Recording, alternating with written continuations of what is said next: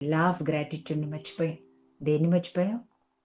భూమాతని మర్చిపోయాం, సూర్యుడిని మర్చిపోయాం, యాన్సిస్టర్స్ని మర్చిపోయాం, అమ్మా నాన్నని మర్చిపోయాం. లోపలున్న ఎమోషన్స్ని దాటి వెళ్ళాలని చూస్తున్నాం. అవి రాకూడదని ఫైట్ చేస్తున్నాం. ఎమోషన్ రాగానే లోపల క్యావిటీ ఉంటే అది రాకూడదు అనుకుంటున్నా, కానీ దాన్ని నేను క్లీన్ చేసేసి అంటే పోతుంది బ్రష్ లాగా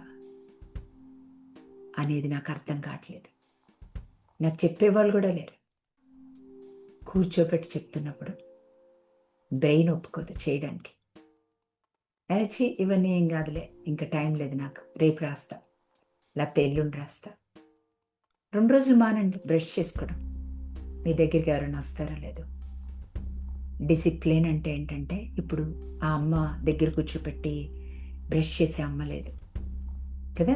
అమ్మ దగ్గరుండి రోజు బ్రష్ చేసేది అమ్మ, అలా అంత దగ్గరుండి నేర్పించేవాళ్ళు లేరు.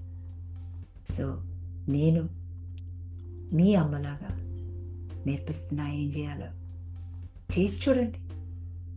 ఎప్పుడు వస్తుందండి డిసిప్లిన్? ఎప్పుడు వస్తుందండి చేసుకోవాలని? అమ్మ ఏం చెప్తుంది? నాన్న నువ్వు బ్రష్ చేసుకుంటే నీకు చాక్లెట్ ఇస్తా అంటుందా? అందా అండి?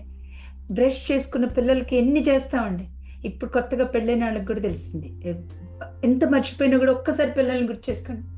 మీ పిల్లల్ని ఎంత పెద్ద అయినా కూడా. ఇప్పుడు కూడా నా పిల్లలు ఇద్దరు నాకు బాత్రూంలో చేసే గోలగోల గుర్తొస్తుంది. ఎలా మర్చిపోతామండి అవన్నీ? Those are all sweet memories. Brush ఎలా చేసుకోవాలో, బ్రష్ చేసుకుంటే ఏమవుతుందో, మీ డిసిప్లిన్ మీకు రావాలి అంటే, ఇవి చేశాక 21 రోజుల తర్వాత నా లైఫ్ ఎలా ఉంటుంది అనే ఇమేజ్ మిమ్మల్ని చేయించడానికి తీసుకెళ్ళాలి.